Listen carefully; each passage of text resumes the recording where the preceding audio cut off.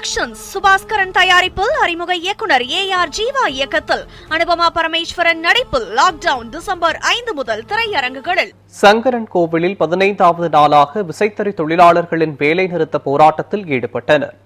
தென்காசி மாவட்டத்தில் உள்ள சங்கரன் கோவில் மற்றும் அதன் சுற்றுவட்டார பகுதிகளில் 10,000க்கும் மேற்பட்ட விசைத்தறி தொழிலாளர்கள் 16% கூலி உயர்வை அமல்படுத்த கோரி 15வது நாளாக வேலை நிறுத்த போராட்டத்தில் ஈடுபட்டனர்.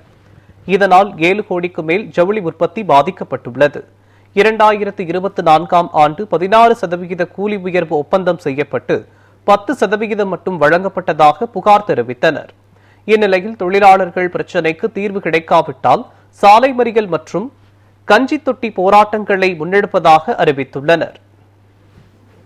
சங்கரகோவில் சிந்தாமணி புளியங்குடி பகுதியை சார்ந்த சுமார் 10,000க்கும் மேற்பட்ட விசைத்தறி தொழிலாளர்கள் கடந்த 15 நாளா கூலி உயர்வு கேட்டு ஒரு தொடர் வேலை நிறுத்தத்தில் ஈடுபட்டு இருக்கோம். 2 கட்ட பேச்சுவார்த்தை நடைபெற்றது. 3வது நடைபெற்ற பேச்சுவார்த்தை ஒரு சுத்து ஜவுளி உற்பத்தியாளர் வராதனால அந்த பேச்சுவார்த்தை நடக்காமலே போயிருச்சு. இப்படிப்பட்ட ஒரு சூழ்நிலையில கிட்டத்தட்ட இன்னைக்கு சங்கரகோவில ஜவுளி வணிகம் பார்த்தா ஒரு 7 கோடிக்கு மேல ஜவுளிகள் உற்பத்தி பெருமளவு பாதிக்கப்பட்டிருக்கு. அதே மாதிரி விசைத்தறி தொழிலாளரோட வாழ்வாதாரம் இந்த 15 நாளும் கடுமையான ஒரு கேள்விக்குறியா இருக்கு. மாவட்ட நிர்வாகம் தொழிலாளர் துறையும் உடனடியாக தலையிட்டு இந்த பிரச்சனைக்கு தீர்வு காணும் பட்சத்துல விசைத்தறி தொழிலாளரோட வாழ்வாதாரத்தை பாதுகாக்க முடியும். அப்படி பாதுகாக்க தவறும் பட்சத்துல இந்த வியாழக்கிழமை ஒரு சங்கரகோவில் சிந்தாமணி புளியங்குடி பகுதி மக்களையும் அனைத்து விசைத்தறி தொழிலாளரையும் ஒருங்கிணைச்சு ஒரு மிகப்பெரிய சாலை மறியல் நாங்க நடத்த திட்டமிட்டுள்ளோம்.